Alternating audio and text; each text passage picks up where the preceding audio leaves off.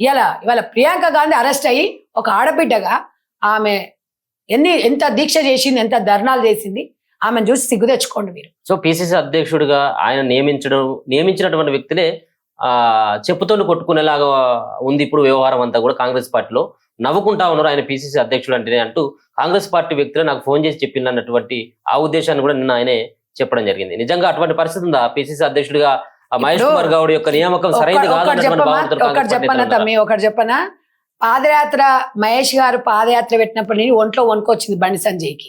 కాబట్టే పిచ్చి పిచ్చి అయిపోయి బ్రోకర్ మాటలు మాట్లాడుతుండు. మరి ఫోన్ చేసినోడు ఎవడో, ఈయన చెప్పినోడు ఎవడో వాడిని అడగాలి. మమ్మల్ని అడిగితే ఎట్లా?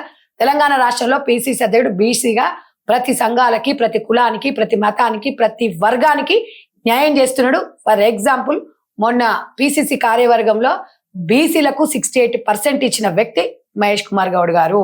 పాత కాంగ్రెస్ పార్టీ కోసం పనిచేసిన వాళ్ళకు ఒక భరోసానిచ్చి, ఒక బాధ్యత ఇచ్చి ఈరోజు ముందుకు నడిపించి వ్యక్తి, అలాంటి వ్యక్తి మహేష్ కుమార్ గౌడ్ గారు.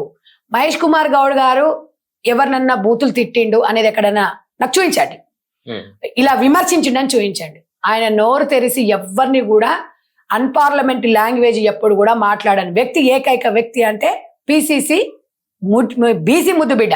ఆయన గురించి బండి సంజయ్ మాట్లాడుతున్నాడు అంటే ఆకాశం మీద ఉంచితే మన మీదనే పడుతుంది.